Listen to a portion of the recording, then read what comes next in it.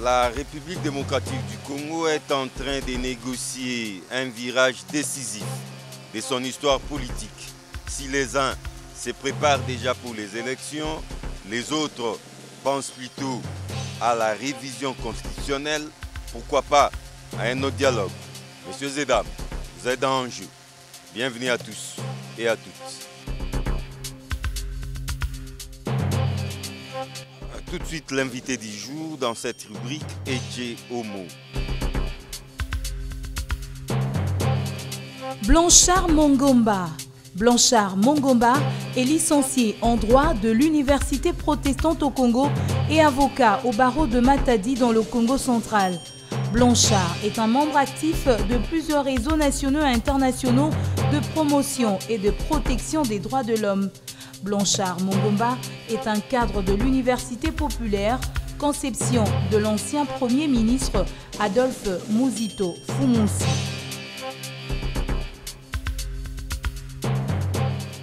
Blanchard Mongomba, bienvenue. Merci beaucoup, John. Dans Enjeu. On s'installe.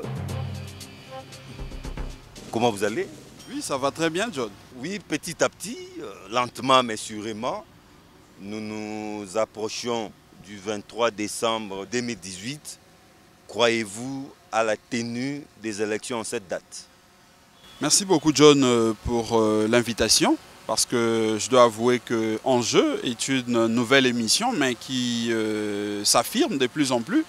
Et c'est un honneur pour nous d'être parmi vos invités aujourd'hui, être retenu comme l'invité d'aujourd'hui. Merci beaucoup. Et maintenant, pour revenir à votre question, John, je dirais que c'est vrai, nous sommes dans un pays où, premièrement, nous devons reconnaître que la constitution de la République démocratique du Congo, qui continue à nous régir, si bien qu'il y a quand même de quoi qu'il y a à dire là-dessus, elle prévoyait que nous puissions avoir les élections au mois de décembre 2016. Malheureusement, vu tout ce qu'il y a eu dans la classe politique, on n'a pas pu organiser les élections, ce qui fait qu'aujourd'hui, nous sommes en train de parler des élections au-delà de cette date constitutionnelle prévue. Mais maintenant, la CENI nous avait donné un calendrier. La CENI nous a dit que les élections devaient se tenir au 23 décembre 2018. Mais au regard de tout ce que nous voyons aujourd'hui, il y a le problème de finances. Même si nos amis de la CENI ne veulent pas les dire clairement, mais nous savons que le finance, ce qui était prévu, l'enveloppe prévue pour financer cette première partie était de 560 millions. Mais la CENI, jusqu'à ce jour, n'a reçu que le 1/3 de ces montants-là. Même si la CENI ne veut pas les dire, mais nous le savons que la CENI n'a reçu que le 1/3. Deuxièmement, si nous prenons cette histoire ou ces débats qui continuent à défrayer la chronique par rapport à la machine à voter, ça aussi c'est un problème qui nous fait croire que les élections au 23 décembre 2018, de plus en plus, elles deviennent hypothétiques. Nous ne souhaitons pas cela, ce n'est pas notre, en tout cas, point de vue, ce n'est pas notre souhait. Malheureusement, c'est la lecture que nous faisons. Parce que la CENI, comme nous le disons, c'est un organe d'appui, une institution d'appui à la démocratie, un organe censé accompagner les parties prenantes en vue de l'organisation des élections. Mais la CENI, par rapport à sa mission, elle est censée avoir le point de vue, avoir en tout cas les opinions des uns et des autres pour se faire une idée claire de ce que les partis, c'est-à-dire la classe politique, attendent d'elle. Mais la CENI aujourd'hui, en nous imposant la machine à voter, on a comme l'impression que la CENI veut s'imposer. La CENI veut imposer aux gens ce qu'elle pense. Pourtant, la CENI doit avoir des échanges avec toutes les parties prenantes, avec tous les acteurs pour se faire une idée claire de ce que nous voulons pour ces processus. Je vous ai compris, vous faites partie de, permettez-moi les termes, des détracteurs de la machine à voter. Blanchard Mongomba, qu'est-ce que vous reprochez à cet outil informatique? John, nous ne sommes pas en train, lorsque nous prenons cette position, cela ne veut pas dire que nous sommes contre la machine à voter. On n'est pas dans l'absolu. Nous sommes dans une analyse, nous disons que c'est vrai, la machine à voter telle que la CENI nous l'a présentée, elle peut nous apporter, parce que je dois même dire que la CENI elle-même a du mal à nommer cette machine. Avant, elle nous avait dit que c'était la machine à voter, mais après contestation des uns et des autres, on a vu Corneille Nangaa et les autres dire que non, ce n'était plus la machine à voter, mais cette fois-ci, c'est la machine à imprimer.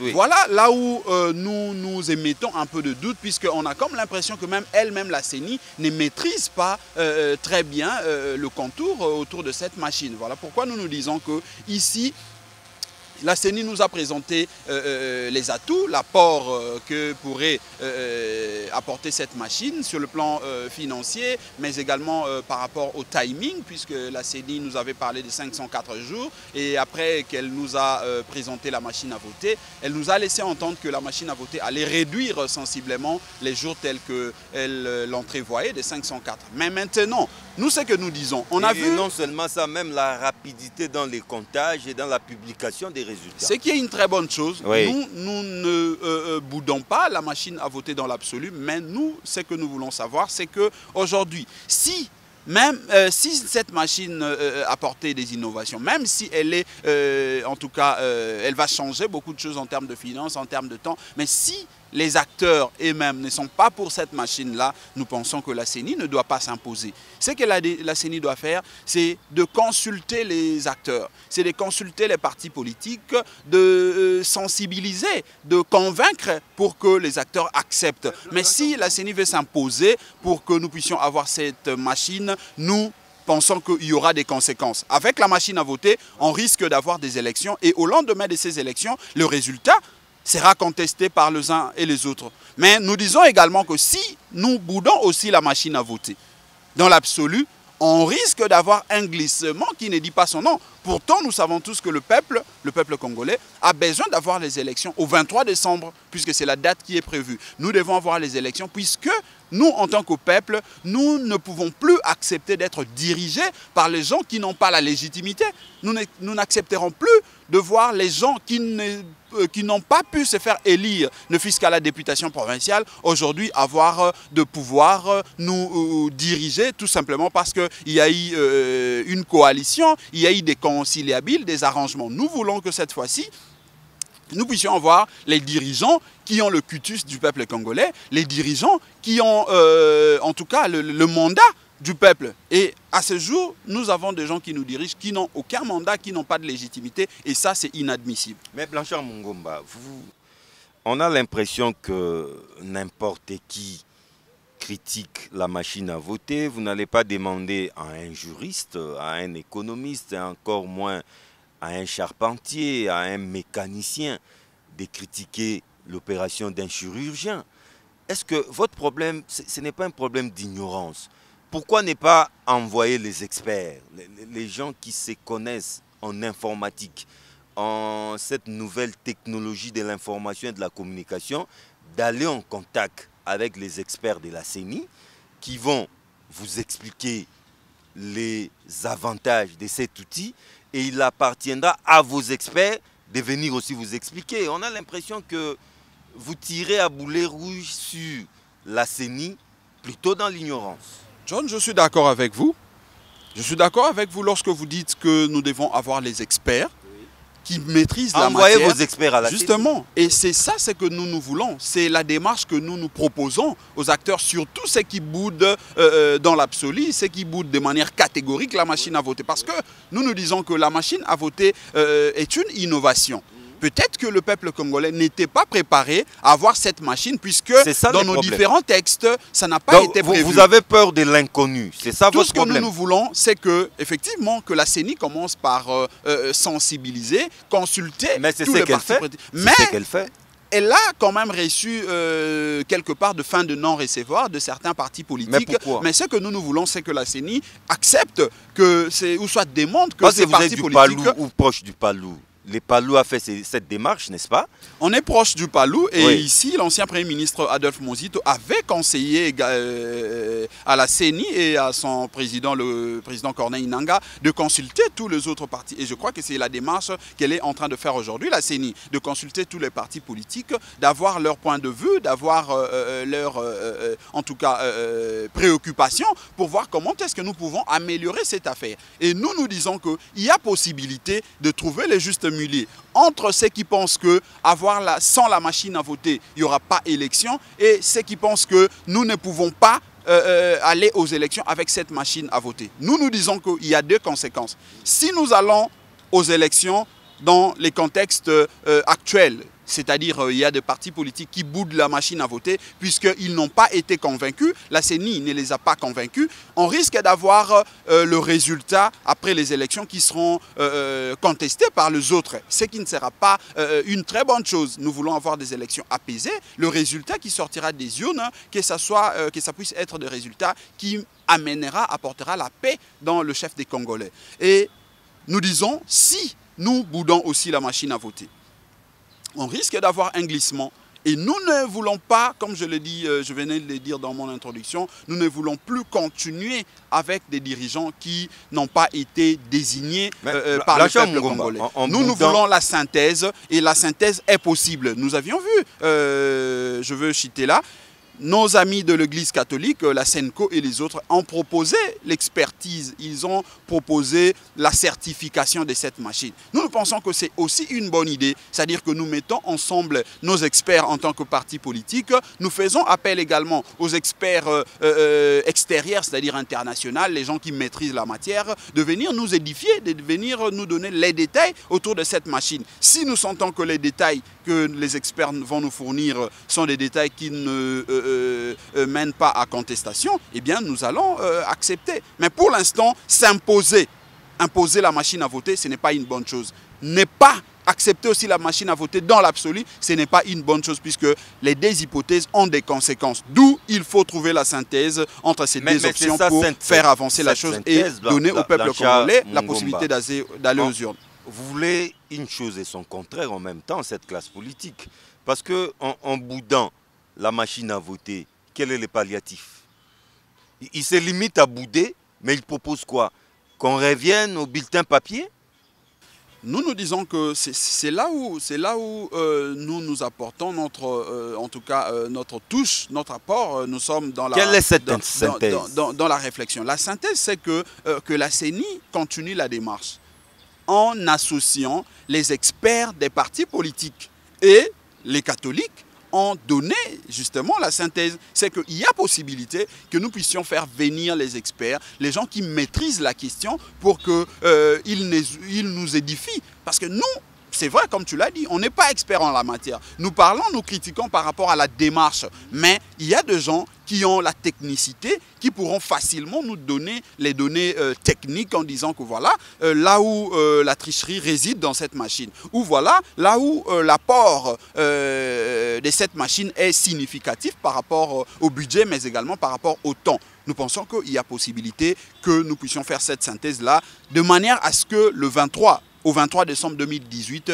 nous ne puissions plus aller à un glissement. Nous voulons avoir des élections au 23 décembre 2018 parce que le peuple congolais n'a fait que trop attendre et cette fois-ci, ça ne sera plus possible que nous puissions aller au-delà du 23 décembre 2018. Nous voulons des élections le 23 décembre prochain, vous l'avez dit. Alors, ceux qui ne veulent pas de la machine à voter, en réalité, c'est un alibi, c'est un subterfuge, c'est un nouveau prétexte qu'ils ont trouvé pour ne pas aller aux élections au 23 décembre.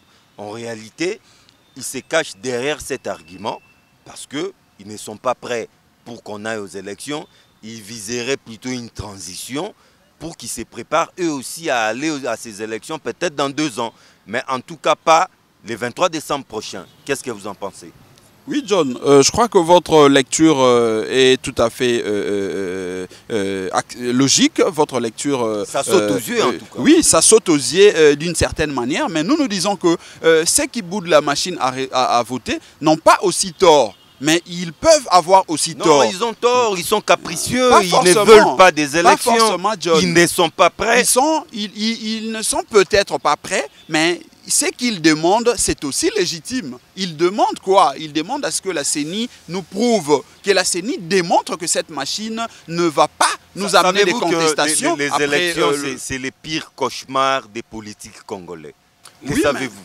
Oui, mais En tout cas, tous, sans exception. aujourd'hui, en tout cas, nous avions opté pour la démocratie. Il n'y a aucun acteur politique qui peut nous demander de faire autre chose que de se soumettre à la sanction du peuple congolais. Au verdict populaire. Voilà. Donc nous pensons que ceux qui disent que la machine à voter n'est pas une bonne chose, ils ont peut-être raison. Mais encore faudra-t-il donner plus d'arguments pour que nous puissions être Il ne faut pas se édifiés. limiter à bouder, en tout cas. De la même chose que nous demandons à la CENI, elle nous dit que la machine à voter, elle est bonne. Mais Parce elle qu'on doit a continuer la l'impression démarche que à faire comprendre aux acteurs politiques même, la machine, elle est bonne. Même les experts les plus outillants en la matière peuvent venir convoquer ses amis, surtout de l'opposition. J'ai parié qu'ils diront toujours NON, on ne veut pas de cette machine. Mais John, Parce là où... qu'en réalité, ils veulent gagner du temps. Gagner du temps, une transition en vue. Ils seront aussi dans les affaires, ils seront en mangeoire. Ils vont un tout petit peu se remplir les poches. Vous savez, le Congo est un pays vaste et l'argent étant les nerfs de la guerre, on a besoin d'argent pour aller aux élections. Où ils vont trouver cet argent? Alors, si c'est ça la stratégie de nos amis de l'opposition, ancienne opposition, nous disons non. Nous allons demander au peuple congolais de s'opposer à cette voie-là. Si c'est ça. Donc, allons avec la machine à voter. Non, je dis ceci. Oui. Si c'est, comme vous le dites, c'est vraiment ça l'option de nos amis qui boudent la machine à voter, nous allons demander au peuple congolais de s'arrêter pour dire non à nos amis là. Puisque c'est que nous d'ici là, les masques vont tomber, c'est ça. Ce que nous voulons, c'est que nous puissions avoir les élections au 23 décembre. Mais maintenant, là où nous pouvons rejoindre ces amis-là, c'est que la CENI ne peut pas nous imposer cette machine, d'autant plus que, premièrement, elle n'a pas été prévue dans nos différents textes. Les textes qui régissent l'organisation des élections en République démocratique du Congo, nulle part n'ont parlé de la machine à voter. C'est vrai que la CENI a la possibilité, par rapport à ses compétences, de nous proposer une démarche pouvant amener quand même la réussite de ce processus. Alors, mais la CENI, s'il vous plaît, doit avoir le consensus autour d'elle. La CENI doit convaincre, doit échanger avec les acteurs pour que les acteurs soient convaincus, les acteurs acceptent et qu'ils mettent de côté leurs doutes. Mais tant que la CENI n'arrivera pas à dissiper les doutes dans le chef de nos acteurs politiques, eh bien, ça restera comme ça jusqu'au lendemain des élections. Et nous pensons qu'il y a possibilité justement de mettre ensemble ces points de vue. C'est-à-dire les gens qui boudent la machine à voter, puisque en boudant la machine à voter de manière catégorique, ça nous amène à un glissement. Ça, nous n'en voulons pas. Nous n'en voulons plus, puisqu'on a eu déjà plus de 2 glissements après qu'on ait violé la date constitutionnelle. Et nous amener avec la machine à voter sans un consensus, sans avoir en tout cas toutes les tendances autour d'une table pour se fixer autour de ce que nous voulons, ça aussi nous n'accepterons pas. Nous voulons que nous puissions aller aux élections au 23 décembre 2018. C'est ça d'abord le préalable, ou c'est la conséquence de la démarche que nous proposons. Et c'est quoi la démarche? C'est que la CENI essaye de consulter, la CENI essaye d'accepter. D'ailleurs, c'est l'impression que la CENI nous donne déjà, puisqu'on a vu les Britanniques, il y a une dame britannique qui était venue avec cette même démarche, cette proposition. Laquelle proposition venait aussi de nos amis de la SENCO. Et je crois que c'est une bonne démarche qu'il y ait des experts qui viennent certifier, qu'il y ait des experts qui viennent nous donner les éléments techniques que voilà, la machine à voter est bonne et que ça ne pourra pas apporter de crise après les élections. C'est un dilemme cornélien. Il ne nous reste que, disons, 7 mois. Alors, comment arrondir les angles dans ces laps du temps qui nous restent?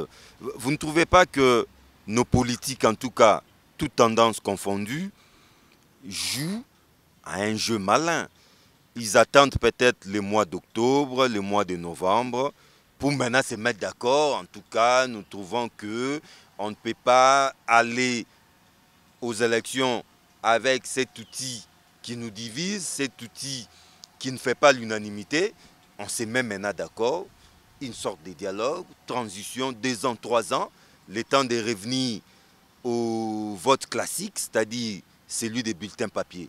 Ce n'est pas un jeu en réalité que nos politiques sont en train de jouer. Et comme toujours, c'est le peuple, les dindons de la farce. Alors nous sommes contre cette démarche.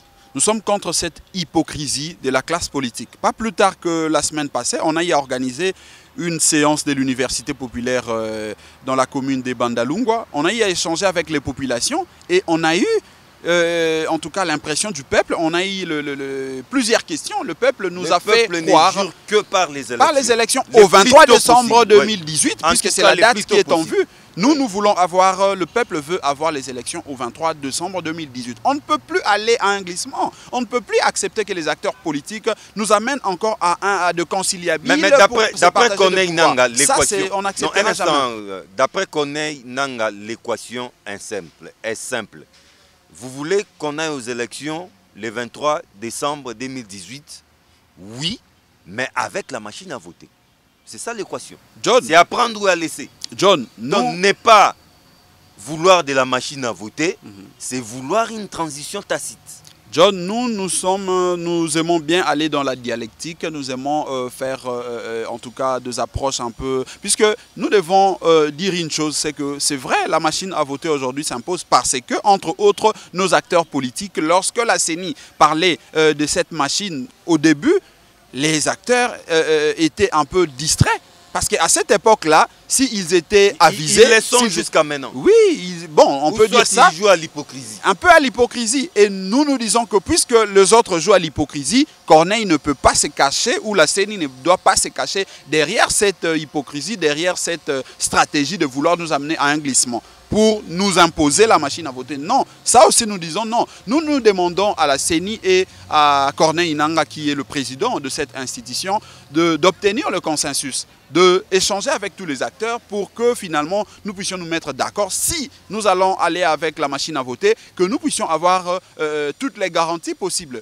que nous puissions être rassurés que voilà, cette machine ne nous amènera pas à falsifier les résultats ou les résultats des urnes. C'est tout ce que le peuple et même ces acteurs-là qui boudent la machine à voter voudraient de la CENI. Mais nous dire qu'on ne doit pas aller avec la machine à voter pour nous amener à un glissement, ça, on n'est pas d'accord parce qu'on a comme l'impression que, comme vous venez de le dire, les acteurs politiques sont dans un deal, sont dans une stratégie de vouloir flouer le peuple congolais. Et nous, en tant que peuple, ici je parle en tant qu'administrateur à l'université populaire, nous n'accepterons jamais que les acteurs politiques nous amènent dans une stratégie de vouloir encore prolonger les mandats de ceux qui sont dans l'illégitimité, dans ceux qui sont en train de gouverner par conciliabile, par arrangement. Nous voulons avoir des dirigeants qui seront effectivement l'émanation du peuple, qui seront votés par de voie, désignés plutôt par de voie démocratique. Et ça, c'est au 23 décembre, d'où nous devons trouver la synthèse, nous devons trouver le consensus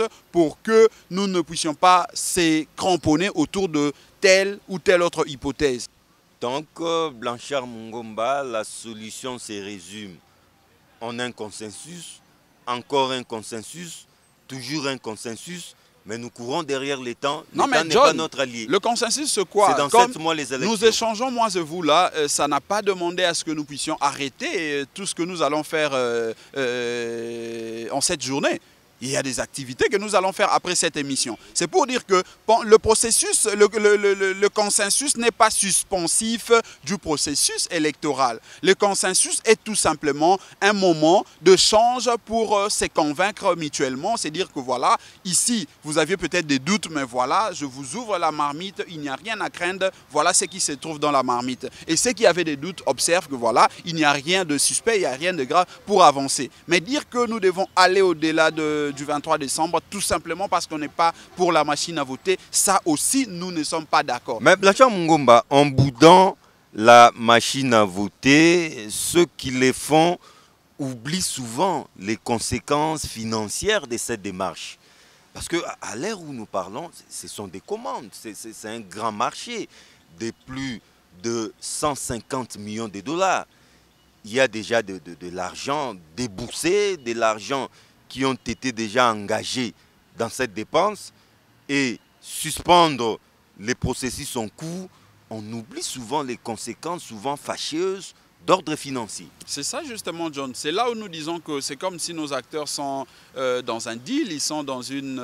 les dépenses sont déjà engagées. Oui, on a déjà quitté la gare dans ces processus de la machine à voter. Voilà pourquoi au début j'avais dit que c'est comme si nos acteurs sont distraits ou ils étaient distraits. Pendant que la CENI proposait cette démarche, pendant que la CENI est allée commander les machines, ils se sont leur réaction était vraiment molle. Et maintenant ils s'élèvent pour... Ils se réveillent. Avec raison, moi je ne donne pas, je ne les condamne pas, mais je dis qu'ils l'ont fait un peu tard. Mais c'est de l'hypocrisie.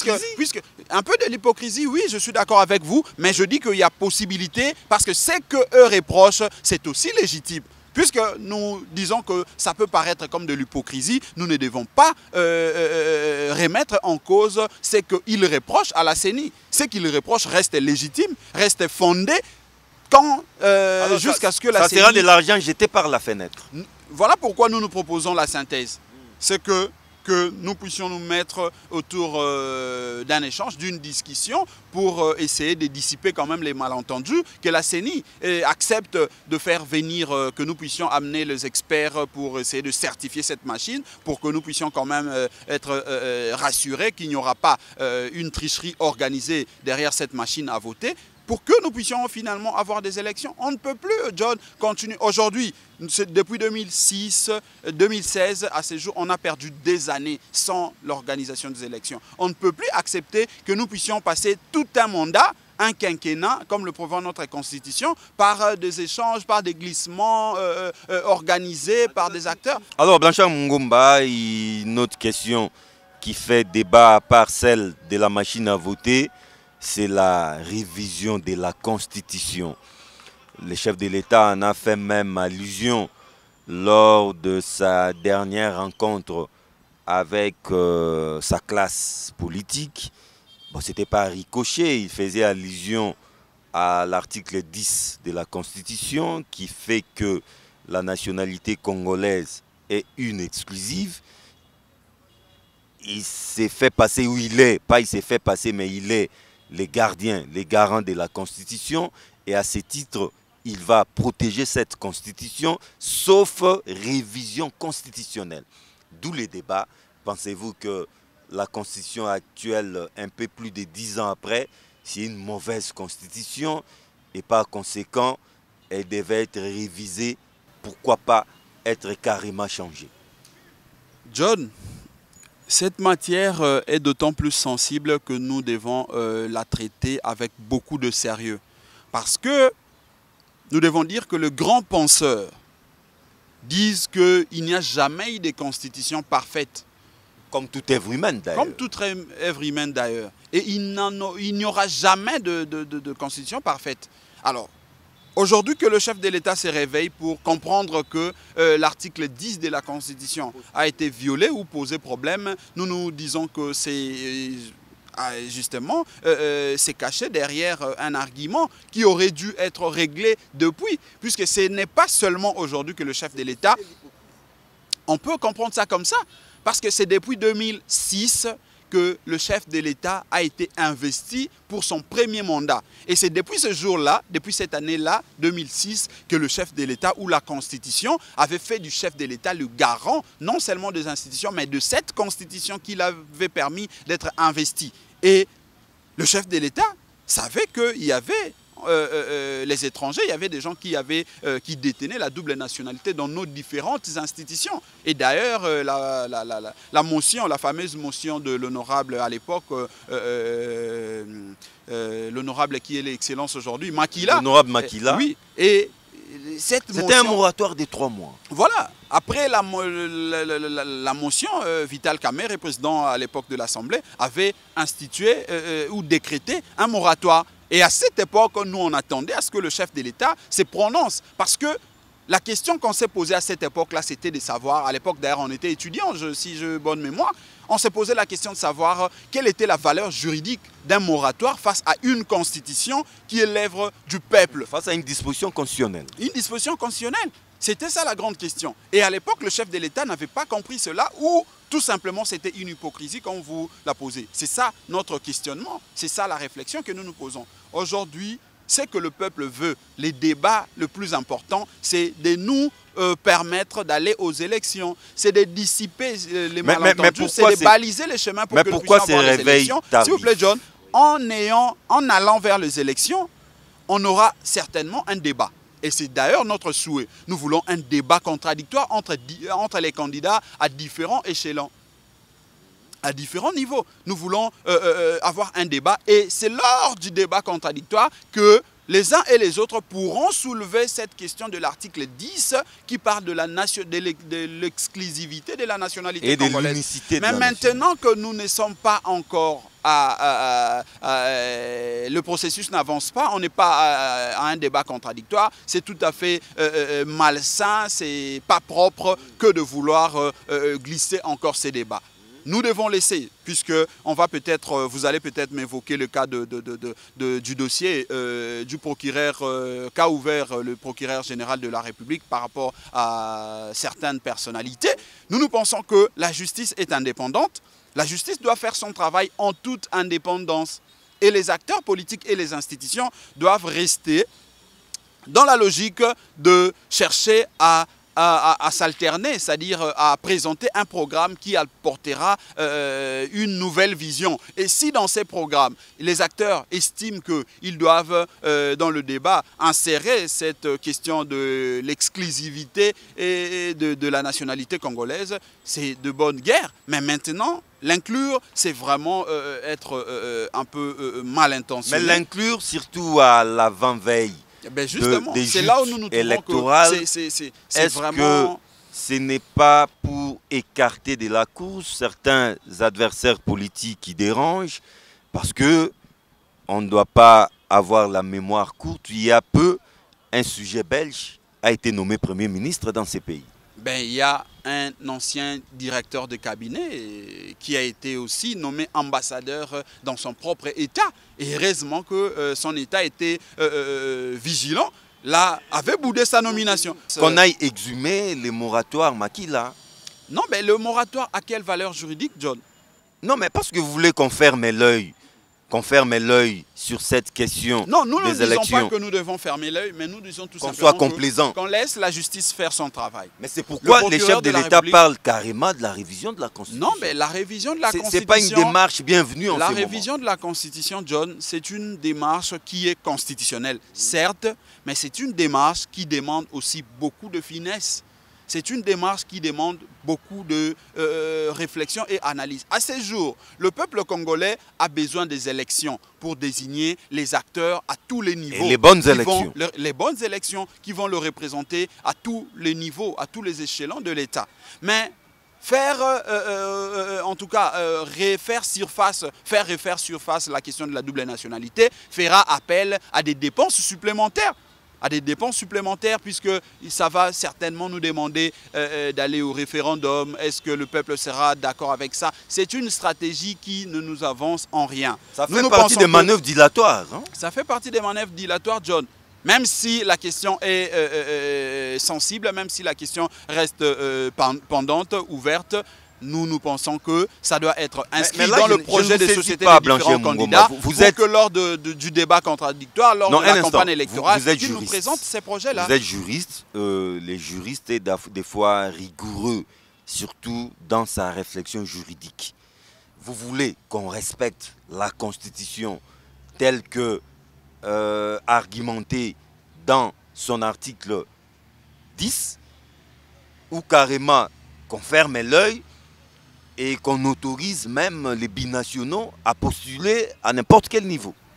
Alors John, si nous devons nous réveiller aujourd'hui, puisque c'est l'impression que nous donnons, on était dans un sommeil profond par rapport à cette disposition de la Constitution, article 10 qui parle de l'exclusivité de la nationalité congolaise. Actuellement. On était dans un sommeil profond et aujourd'hui on s'est réveillé. Alors quelle sera la conséquence des actes qui ont été prises par ces personnalités-là qui n'avaient pas qualité, des dossiers judiciaires ont été ouverts. Ben c'est comme ça que je dis, nous devons laisser... de la nationalité congolaise. Voilà. C'est une infraction en droit positif congolais. C'est là où tu me rejoins lorsque je dis que nous devons laisser le procureur général de la République et la justice faire son travail en toute indépendance. Les politiques doivent rester dans leur démarche de conquérir le pouvoir de manière démocratique. Les débats de la double nationalité, c'est un débat, certes, institutionnel, c'est un débat qui doit être engagé au niveau du Parlement, mais maintenant, nous pensons que le Parlement actuel n'est pas prêt à nous amener dans ces débats-là, puisque le Parlement lui-même est dans un glissement. Ces parlements doivent plutôt faire diligence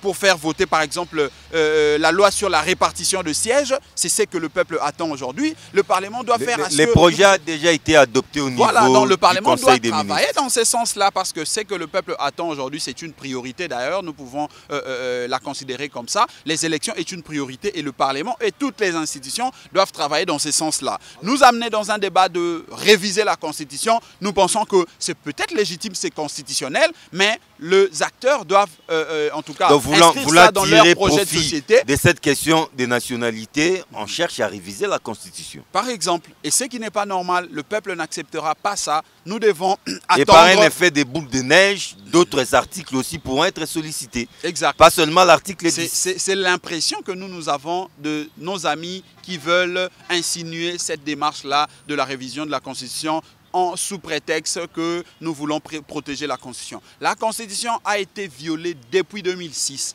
La Constitution continue à être violée et ce n'est pas aujourd'hui seulement que nous allons nous réveiller. C'est vrai, nous sommes pour le respect de la Constitution, mais nous devons être aussi conséquents avec nous-mêmes, nous devons être logiques avec nous-mêmes. C'est que nous voulons. Alors vous voulez que nous puissions aller aux élections et c'est cette question de la double nationalité soit posée lors du débat contradictoire, lors de la campagne électorale. Mais en tout cas, la révision soit posée, c'est-à-dire après les élections.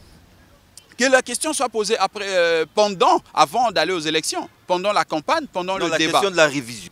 Oui, la question de la révision, puisque la révision est constitutionnelle. On peut réviser la Constitution à tout moment, mais il y a certes les dispositions qui sont verrouillées. Mais demander à ce que nous puissions réviser la Constitution à ces jours, tout simplement parce qu'il y a de personnalités qui ont une double nationalité, nous pensons que c'est malsain, c'est vraiment une stratégie purement politique et non judiciaire. Si nous voulons aller à une procédure qui consiste à protéger la Constitution, c'est en soumettant la question au peuple, c'est en attendant pendant la campagne électorale que nous puissions porter cette vision comme projet de société et au peuple de dire si oui ou non ils sont pour ou contre la double nationalité. Mais surtout lorsque la politique emprunte les sentiers des couloirs judiciaires, ça devient très dangereux. Ça devient très dangereux et même nocif.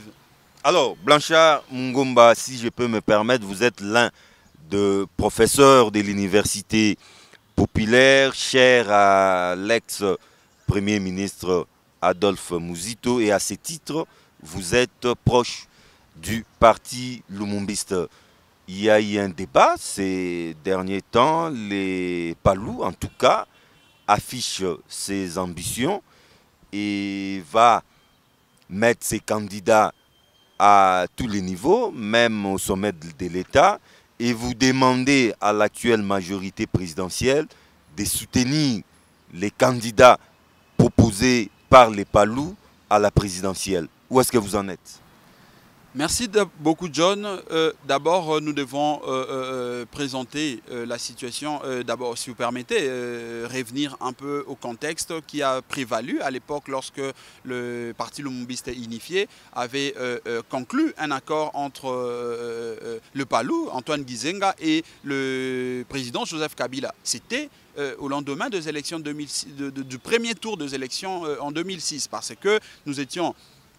Le PPRD avec Joseph Kabila a été placé en première position. Il y avait Jean-Pierre Bemba en deuxième position. Et il y avait un troisième qui était le Palou et le patriarche Antoine Gizenga. Alors comme il fallait aller au deuxième tour pour déterminer finalement le gagnant pour pouvoir conduire le pays à un quinquennat, il fallait nécessairement qu'il y ait de rapprochement, il fallait faire des alliances pour espérer obtenir la majorité absolue. Ce qui fait que le Palou était obligé, après échange, avait accepté plutôt de conclure cet accord avec le président Joseph Kabila et en ricochet la majorité présidentielle. Mais après 2005, comme l'accord ou l'alliance était limitée dans la durée, c'est-à-dire l'alliance était des 5 ans, ils ont épuisé le 5 ans de 2006 à 2011. Et en 2012, par rapport aux principes, par rapport à une culture démocratique, les Palous avaient accepté de continuer avec Joseph Kabila, puisque ce n'était pas logique de voir un candidat qu'on a soutenu pendant une législature et qu'il avait la possibilité constitutionnelle de briguer un deuxième mandat, de les lâcher en mi-mandat, en mi-chemin.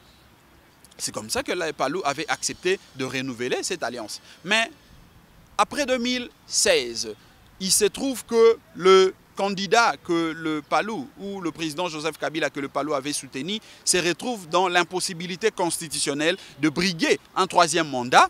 Ça nous met dans la possibilité de pouvoir s'ouvrir à toutes les forces pour voir comment est-ce que nous pouvons aller aux élections à venir. Surtout que les élections à venir, c'est une élection à un seul tour. Donc chaque parti politique est dans l'obligation de nouer des alliances, de prendre des contacts pour voir comment est-ce qu'il peut envisager gagner les élections pour gouverner le pays. C'est comme ça que le Palou avait dit, le patriarche Antoine Gizenga avait dit que le Palou présentera ses candidats à tous les niveaux en commençant par la présidence de la République.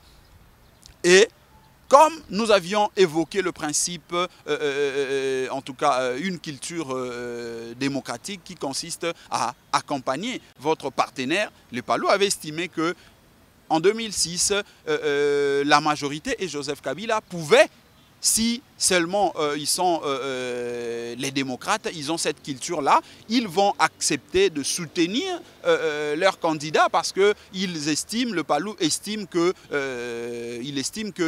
a un candidat, il a une vision, il a un programme qui peut faire rêver, qui peut faire à ce que nous puissions transformer notre République par rapport à nos ambitions. Voilà, c'est comme ça que le Palou dit que la majorité doit soutenir les candidats du Palou. Mais ce n'est pas une obligation, c'est facultatif. C'est une vision, c'est une démarche qui n'oblige pas la majorité forcément à soutenir le candidat du Palou. Le Palou demande à la majorité présidentielle de lui renvoyer l'ascenseur. Par rapport à une tradition démocratique, nous disons que ce n'est pas une obligation, ce n'est pas un texte qui l'oblige comme ça, mais c'est par tradition. Pendant ces temps, il y a eu un moment de flottement, un moment de cacophonie, parce qu'on a vu un rapprochement entre les Palous et les partis de l'opposition, à l'instar de l'UNC, du MLC. Comment allez-vous l'expliquer? Un moment de flottement comme ça, de clair-obscur, on n'a rien compris du tout. Non, ce n'était pas un moment de flottement, John. Le Palou vient de changer sa direction en nommant un nouveau secrétaire permanent et un secrétaire permanent adjoint qui s'occupe de questions électorales. Mais avant la venue de ce nouveau cadre, il y avait le camarade Lugui Gizenga qui était le secrétaire permanent et il était secondé par rapport aux élections de l'ancien Premier ministre Adolphe Muzito qui était son adjoint qui s'occupait de ces questions électorales. Par rapport à leur mission, de faire gagner le Palou, comme le prévoit ou comme les différents discours du patriarche Antoine Gizenga l'ont présenté, c'est que le Palou doit avoir les candidats, va placer les candidats à tous les niveaux de la République.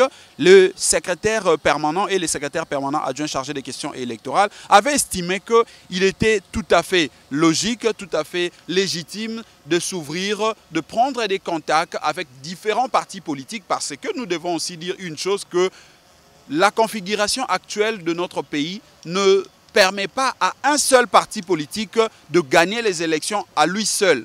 Ce qui fait que tout le parti politique, un peu comme le fait aujourd'hui nos amis du PPRD et l'ancienne alliance, l'ancienne majorité présidentielle, ils s'ouvrent aux différents partis politiques pour former différents regroupements pour qu'en définitive, ils aient une plateforme électorale qui va faire gagner leurs candidats. C'est dans cette optique que le secrétaire permanent adjoint, l'ancien du Palou, Lugui Gizenga, et le secrétaire permanent adjoint en charge de questions électorales, l'ancien Premier ministre Adolphe Muzito, avaient estimé qu'il fallait faire un consensus. Mais visiblement, ça leur a coûté cher. Non, ça ne leur a pas coûté. Ça ne leur a pas coûté cher. Ils ont été remerciés. Non, ils ont été remerciés non pas parce qu'ils ont eu ces contacts-là. Mais ils ont été remerciés parce que... Une curieuse coïncidence. Justement, peut-être que c'est une coïncidence, comme vous le dites, mais on ne doit pas dire que c'est la conséquence de ces contacts-là qui a amené à ce que le patriarche le remercie. Alors, Blanchard Mungomba, le peu de minutes qui nous restent, on aimerait quand même parler de vous, jeune, très dynamique. Quelles sont vos ambitions? Wow, John, nos ambitions, c'est que, comme vous l'avez dit, on est jeune, on a de l'avenir, nous sommes en train de nous construire peu à peu, en collaborant aux côtés des grands, aux côtés de personnalités qui ont fait de preuves dans ces pays. Et par rapport à ça, on ne peut qu'avoir des ambitions. Et ces ambitions, c'est que nous pensons que le jour à venir, nous allons briguer différentes responsabilités pour essayer de donner le meilleur de nous-mêmes par rapport à l'expérience que nous apprenons, que nous accumulons aux côtés des grands que nous assistons. Vous caressez les rêves de la députation nationale? Oui, la députation nationale, ça, ce n'est pas un secret. Nous allons postuler à la députation parce que nous estimons que... oui, ma base légitime, c'est Mbandaka, puisque c'est vrai, à Kinshasa, Funa, la commune de Kalamu, les amis veulent que je postule là, puisque là, c'est chez moi. Mais Mbandaka, c'est ma ville native. C'est là où j'ai appris à aller à l'école. C'est là où j'ai appris à dire mes premiers mots. En tout cas, le cordon ombilical n'a pas été coupé. Voilà, donc le cordon ombilical continue à me réclamer. Et jusque-là, je n'ai pas encore fait le choix. S'il faut être clair, définitivement, je n'ai pas fait le choix. Mais je serai candidat. Alors, la tradition de cette émission, Blanchard Mungomba, veut que vous laissez vos empreintes dans ces précieux documents.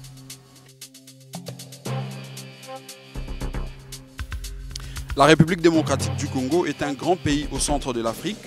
Malheureusement, son histoire ne lui a pas permis de se comporter comme tel. Voilà pourquoi, étant jeune, nous pensons que nous avons l'énergie à mettre au profit de ces beaux et grands pays pour lui donner sa vraie place et son poids dans le chiquier continental et international.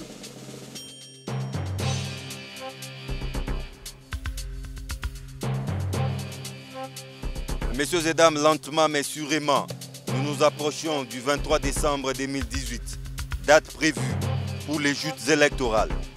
Mais si beaucoup pensent à la tenue des élections à cette date, croyez-moi, un bon nombre aussi pensent plutôt à une transition de courte durée pour mieux préparer les choses. Voyons voir ce que l'avenir nous réserve. À très vite pour un nouveau numéro de votre magazine Enjeu avec les mêmes et réels plaisirs. Au revoir.